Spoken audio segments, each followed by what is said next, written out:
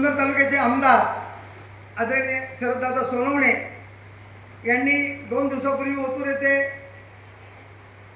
Media दांडकर आणि RTIचे कार्यकर्ते यांच्याबद्दल जे वक्तव्य केलं त्याचा मी प्रथम जाहीर निषेध व्यक्त करतो. निषेध निषेध निषेध. सर्व पत्रकार बांधवांना माझा नमस्कार. मी काल आपणा सर्वांना आवाहन केलं होतं की मला तुमच्याबरोबर संवाद साधायचा आहे. तुम्ही माझा आदर करून आपण हजर राहालात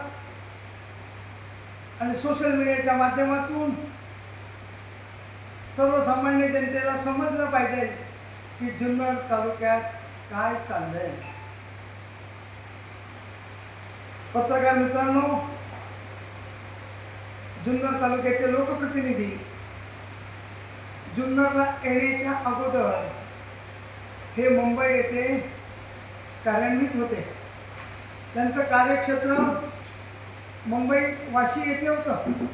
वाशीमध्ये ते काय करायचे? फ्रूट मार्केटमध्ये दलाली. माझेही सासरे दलाल होते. मी त्यांच्या सानिध्यात होतो. शेतकऱ्याचा माल मार्केटला जायचा. 100 रुपयाची जर विक्री झाली असेल तर त्याची पट्टी 80 रुपयाची बनवायची. म्हणजे 100 रुपयाचे 20 रुपये बाजूला ठेवायचे. 80 रुपयाच्या पट्टीमध्ये 60% कमिशन लावायचं आणि शेतकऱ्याला ती पट्टी द्यायची. म्हणजे 100 रुपयामध्ये 27 रुपये असे बाजूला करायचे. आजही तीच परिस्थिती जुन्नर तालुक्यात हे महाराज करत आहेत. त्यांनी परवा वक्तव्य केलं ओतूरमध्ये उद्घाटन करत असताना. मी 48 तासामध्ये मीडियाची दांडकी बंद करणार. मला त्यांना सूचित करायचं आहे, आमदार साहेब, ज्या दांडकेच्या जीवावर आपण मागची विधानसभा जिंकून आलात, ह्याच दांडक्यांनी तुमचा विजयी केलाय. तुमच्या सर्व बातम्या केल्या, सर्वसामान्य जनतेपर्यंत तुमची बातमी पोहोचवली आणि त्याच दांडक्याच्या मुळावर आपण आता उठलात काय?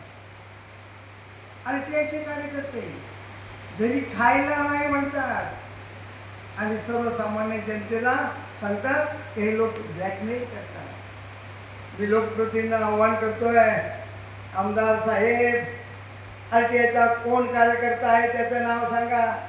तो कुणाला ब्लॅकमेल करतोय त्याचं कार्यक्षेत्र सांगा. कुणावर तरी शिंतोडे उडवू नका. जर तुमच्याकडे खरोखर पुरावे असतील तर तुम्ही त्यांच्यावर शिंतोडे उडवा. मीडियाच्या लोकांना म्हणतात सकाळी तुम्ही मातीची बातमी करता आणि संध्याकाळी पॉकेट घेता. कोणी घेतलंय व पॉकेट? कुठल्या मीडियावाल्याने पॉकेट घेतलंय? मातीचे, वाळूचे, मुरमाचे धंदे करणारे कोण आहेत हे जुन्नर तालुक्याच्या जनतेला सर्वांना माहीत आहे की याच्या मागे करता करता आका कोण आहे. ह्या आकाचा वरदहस्त कोणाला आहे? जुन्नर तालुक्याची जनता शून्य आहे. त्यांना सांगायची गरज नाही. आमदार साहेब, अजूनही वेळ गेलेली नाही. बोलताना तारतम्य ठेवा, भान ठेवा. कोणावर शिंतोडे उडवताना विचार करा. आपण एक काचेच्या घरात राहताय, काचेच्या घरात राहून दगडी मारू नका. तो दगड तुम्हाला आज ना उद्या गुमराह करील. मग त्यावेळी तुम्हाला आठवण येईल आपण करतोय काय. फक्त बोलायचं, कर्तृत्व झिरो.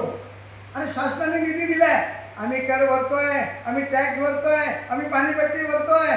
त्याच माध्यमातून शासनाला आमचे पैसे जमा होतात आणि तोच निधी येऊन त्याची डेव्हलपमेंट होते. आमदार साहेब, आपण नवीन काही करत नाही. आणि डॉक्टर बाबासाहेब आंबेडकर यांनी संविधानाने दिलेला अधिकार, त्या अधिकारावर गदा आणण्याचं काम जुन्नर तालुक्याचे आमदार करतात. पण आम्ही त्यांना घाबरणार नाही. त्यांच्या दमबाजीला घाबरणार नाही. त्यांच्या दादागिरीला घाबरणार नाही. त्यांच्या गुंडागर्दीला घाबरणार नाही. आमचा लढा आम्ही असाच शेवटपर्यंत चालू ठेवणार आहोत. आम्ही कुठे चुकलो असेल तर जरूर तुम्ही आम्हाला दाखवा की तुम्ही चुकीचं करताय, पण तुम्ही 100 वेळा चुकताय. आमचा माणूस एक वेळेस चुकला असेल, त्याला डोक्यावर घेऊन तुम्ही आपटताय, मग तुम्ही 100 चुका करता, त्यावेळी काही नाही. वाणी साहेब, शिवजयंती झाली, माहितीच्या अधिकारात मी माहिती प्राप्त केली. या माहितीमध्ये 5 कोटी रुपये खर्च झाले. शिवजयंतीला जुन्नर तालुक्यात 5 कोटी रुपये खर्च झाले. शासनाने ते पैसे अजून अदा केलेले नाहीत, पण खर्च दाखवला. त्यांनी एजन्स्या नेमल्या 27. या 27 एजन्स्यांना ते काम दिलं. मग प्रत्यक्षात 5 लाख रुपये खर्च झालेत का? 5 लाख रुपयाचं त्यांनी संपूर्ण कार्यक्रम केला का? 5 कोटी रुपयांचे निधीचा वापर योग्य झाला का? झाला नाही. त्यांनी सांगा मीडिया समोर, तुम्ही 5 कोटी रुपये खर्च केले, कुठे खर्च केले, कसे खर्च केले? शासनाची चाललेली लयलूट. माझ्याकडे एक नवीन विषय आलाय वाणी साहेब. जुन्नरच्या स्टँडचा कोल्हे साहेब, पाडेकर साहेब, 75 कोटीचं जुन्नरचं होणारं एसटी स्टँड, त्याची होणारी डेव्हलपमेंट, हे महाराज स्वतःच्याच माणसाला देण्याच्या याच्यात आहे. म्हणजे ते स्वतःच त्याला पार्टनर होणार आहे आणि ते सगळं कमर्शियल होणार आहे. स्टँड आतमध्ये राहणार आहे आणि करोडो रुपयाचा झोन होणार. याला जबाबदार कोण? तर जुन्नर तालुक्याची जनता राहणार. कुणी आवाज उठवला पाहिजे, त्यांच्या विरोधात बोललं पाहिजे. जर त्यांनी गळचिपी केली आणि आपला आवाज दाबला आणि आपण जर शांत राहिलो तर आपल्याला असंच शांत बसावं लागेल. आणि हे करोडो रुपये कमवून 29च्या इलेक्शनला मतामागे 5,000 10,000 रुपये वाटून परत जुन्नर तालुक्याचे लोकप्रतिनिधी होणार आणि आपण त्यांच्याकडे बघत बसणार. विषय क्रमांक 2. ह्या महाशयांनी शिवसेनेत प्रवेश केला, म्हणतात नाही केला. अरे शिवरायांचा मावळा शिलेदार म्हणता, मग त्यांची शपथ घ्या, प्रवेश केला की नाही केला सांगा. पक्षांतर बंदी असताना विधान अध्यक्षांकडे कोर्टात केस चालू आहे. जर पक्ष प्रवेश केला तर तुमची आमदारकी जाणार. मग का घाबरताय? टक्केवारीबद्दल जर बोलायला गेलं तर मी पहिल्यांदा तुम्हाला उदाहरण दिलंय मार्केटच्या दलालाचं. 30% आज जुन्नर तालुक्यात चाललेली आहे. एक छोटंसं उदाहरण देतोय. जिल्हा परिषदच्या माध्यमातून, शासनाच्या माध्यमातून स्मार्ट स्कूल जिल्हा परिषदच्या शाळा आहेत. टोटल शाळा 15 ते 20 कोटीचं प्रोव्हिजन आहे. कामही चालू झाली. माझ्या ओतूरच्या 2 शाळेची कामं झाली, निकृष्ट दर्जाची कामं झाली. मी पाहणी केली. 1 कोटीचं काम काढले. ठेकेदार एकच. म्हणजे त्यांना टक्केवारी घ्यायला वाणी साहेब सोबत जातं. कोल्हे साहेब, पत्रे जुने, काम खाली केले नवीन, पण वर पत्रे जुने, नवीन पत्रे टाकले नाही. त्याची मी बातमी करणार आहे आपल्याच माध्यमातून. परवा ते काल ते म्हणाले मी स्ट्रोक देणारा आमदार. स्ट्रोकची व्याख्या तुम्हाला मराठीत माहित असेल, दणका. मग जुन्नर तालुक्यात सर्वांना माहिती आहे यांनी दणके कोणाला दिले, त्यावर मला काही बोलायचं नाही. ते बांबूवाले म्हणजे मीडियालाही बोललेत, दांडूवाले बोललेत. मग दांडूवाल्याला बोलताना त्यांनी तारतम्य ठेवलं पाहिजे होतं की सोशल मीडियाचं माध्यम हेच आपल्याला सर्वसामान्य जनतेच्या घराघरात मोबाईलच्या माध्यमातून जाईल आणि सर्वांना त्याची माहिती मिळते. जर जुन्नर तालुक्याच्या पत्रकारांनी मीडियाने ठरवलं की शरददादा आमदारावरती बहिष्कार टाकायचा, तर यांच्या बातम्या कोण करणार, यांना प्रसिद्धीला कोण आणणार? करता करवेता जुन्नर तालुक्याचे आपण आहात, मीडिया आहे, आणि मीडियाला तुम्ही म्हणता हप्तेखोर, 48 तासात तुमचं दांडका बंद करणार? हा हिंमत तर करून दाखवा. वाणी साहेब, आज जुन्नर तालुक्यात चाललेले बेकायदेशीर माती मुरुम उत्खनन, रॉयल्टी न भरता वडच्या धरणातून बेसुमार माती काढली. माती माफिया कोण आहेत? ह्या महाराजांचे. माती काढत असताना हे महाराज परवा म्हणाले की माझे कार्यकर्ते दिनदुबळे आहेत. जर तुमचे कार्यकर्ते दिनदुबळे आहेत, एका कार्यकर्त्याकडे 2-2 डंपर, 1-1 JCB, 1 कोटीची प्रॉपर्टी, एक डंपर जर मातीचा भरला आणि तो जर बाहेर विकला तर त्याचे येतात 20,000 रुपये. डंपर भरण्याला खर्च येतो 4,000 रुपये. त्याचे शिल्लक राहतात 16,000 रुपये. तो दिवसातनं 5 ट्रिप मारतो, 16-85,000 रुपये हा दिनदुबळा कार्यकर्ता दिवसाला कमवतो.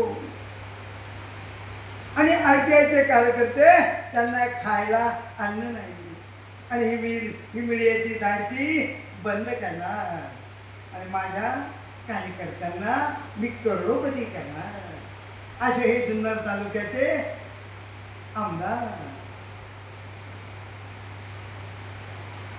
सगळ्यात महत्त्वाचा विषय, छत्रपती शिवाजी महाराजांच्या जन्मस्थळाच्या संरक्षण भिंतीपासून 300 मीटरच्या आत झालेली बेकायदेशीर बांधकामे, याला जबाबदार जुन्नर तालुक्याचे आमदारच. शिवजयंती तुम्ही फेब्रुवारी साजरी केली, तुम्हाला दिसली नाही का? तुम्हाला माहीत नाही का मयुरेश डेव्हलपर कोण आहे, याचे पार्टनर कोण आहे? आणि मग 7-7 माळ्याचे टावर झाले, गड संपूर्ण झाकून गेलाय. खालून जर पाहिलं तर शिवनेरी किल्ला आपल्याला दिसत नाही. गडाची अवस्था वाईट झालेली आहे. याला कारणीभूत जुन्नर तालुक्याचे आमदार. आज 45 दिवस झाले पाणी साहेब, पाणेकर साहेब, कोल्हे साहेब, पण याच्यावर आमदार साहेब एकही शब्द बोलायला मागत नाही. का बोलत नाही? मयुरेश डेव्हलपरवर तुमचे लागे बांधे आहेत का? ज्यांच्यासमोर येऊ द्या, दूध का दूध आणि पाणी का पाणी होऊ द्या. की माझे काही संबंध नाही. शिवनेरी किल्ल्याला झालेल्या अतिक्रमणे आम्ही काढणार, 7 माळ्याचे टावर आम्ही पाडणार. करा घोषणा. तुम्ही खरोखर शिवभक्त असाल, छत्रपती शिवाजी महाराजांचं प्रत्येक गोष्टीत तुम्ही सुरुवातीला नाव घेता शिवभक्त म्हणून. मग शिवनेरी किल्ल्याच्या पायथ्याशी झालेली अतिक्रमणे तुम्हाला दिसून येत नाहीत का? त्यांना पाठीशी घालताय. तुम्हाला ह्या विषयी आता बोलावंच लागेल. हा विषय संवेदनशील आहे. जर तुम्ही बोलला नाही, या विषयावर बोलले नाही, तुम्ही आदरणीय राजसाहेब ठाकरेंकडे हा विषय घेऊन जाणार आहे आणि साहेबांना विनंती करणार आहे की साहेब, जुन्नर तालुक्यात शिवनेरी गडाच्या पायथ्याशी झालेली अतिक्रमणे काढलीच पाहिजेत. युनेस्कोने मानांकन दिले. पुणे महाराष्ट्रातील 11 गडकिल्ल्यांना मानांकन मिळाले. वाणी साहेब, त्या शिवनेरी किल्ल्याला सुद्धा मानांकन आहे. म्हणजे मानांकन आपल्याला घालवायचे का? मग अनुदानित बांधकामं काढायची नाहीत का? हा प्रश्न माझा जुन्नर तालुक्याच्या आमदारांना. आमदार साहेब, आता ही सुरुवात है, अभी तो पिक्चर बाकी है, अभी तो 3 साल है पीछे. तुम्ही आणि मी आपले कलगीतुरे सुरू राहणार. तुम्ही माझ्यावर खोटे गुन्हे दाखल करा, तानाजी तांबे घाबरणार नाही. तुम्ही म्हणालात मीडियाच्या माध्यमातून माझ्या कार्यकर्त्यांनी जर तुमची गचुंडी धरली, तुम्हाला मारलं, तर तुमच्या पाठीशी कोण आहे? अरे माझ्या पाठीशी हे माझे 2 वाघ आहेत. हे वाघ माझ्या पाठीशी आहेत. तानाजी तांबे घाबरत नाही. आजही त्यांना आव्हान करतोय, तुमच्यात हिंमत असेल तो पाठवा कार्यकर्ते, तानाजी तांबेला हात लावून दाखवा. मी कुठे येऊ ते सांगा. त्या पोकळ धमक्या देऊ नका. आणि त्या टावरमध्ये 3 कोटी खाल्ले म्हणून आम्ही बोललो. कुणी खाल्ले? सर्वसामान्य शेतकऱ्याचे पैसे कोणाच्या घटात गेले हे विचारलं असता त्यांनी मला फोनवर, तुझी अवकात काय, तुझी लायकी काय, किती बोलतोय हे चौकात. मग साहेब, पाणी साहेब, पाडेकर साहेब, कोल्हे साहेब, माझाही बॅलन्स घसरला. मी म्हटलो येतो, मी कुठेही चौकात सांगा, माझ्या तर हिंमत आहे. तुम्ही जर 3 कोटी खाल्ले नाही टावरचे, तर तुम्हाला मिरची झोंबली का? का झोंबली मिरची? त्यावर ते शांत झाले. पाणी साहेब, बरंच काही बोलावंसं वाटतंय. केंद्र शासनाच्या माध्यमातून चाललेल्या निधीचा अपहार हा सुद्धा मी माहितीच्या अधिकारात काढला. त्यांच्या तक्रारी केल्यात, त्या सुद्धा त्यांचेच कार्यकर्ते. कुणाचे कार्यकर्ते आहेत? शरद दादाचेच कार्यकर्ते. मग तानाजी तांब्याला बदनाम कसं करायचं, तानाजी तांब्याला टार्गेट कसं करायचं, RTIच्या माध्यमातून तानाजी तांब्याला घरी कसं बसवायचं, हा प्रयत्न चाललाय आमदार शरद दादा सोडून. पण हा 71 वर्षाचा शेराव मामा कोणाला घाबरणार नाही, लाचार नाही, कुणाचं पॉकेट घेत नाहीये. त्यांनी सांगावं कुणाचं पॉकेट घेतलंय, कुणाचा हप्ता घेतलाय, जाहीर करावं हिंमत असेल तर. मला 5 एकर जमीन आहे. त्या 5 एकर जमीनमध्ये माझं कुटुंब, मी, माझा मुलगा, माझी सून, आम्ही आमची उपजीविका करतो. आमदार साहेब, तुमची प्रॉपर्टी डिक्लेअर करा. मागच्या 5 वर्षाची तुमची प्रॉपर्टी काय होती आणि आताची प्रॉपर्टी काय आहे ती सुद्धा आम्ही काढून ठेवली RTIच्या माध्यमातून. कोण होता असं तू, काय झालं असं तू, आम्हाला बोलायला लावू नका. बरंच काय बोलायचे अजून, ही आता तर सुरुवात आहे.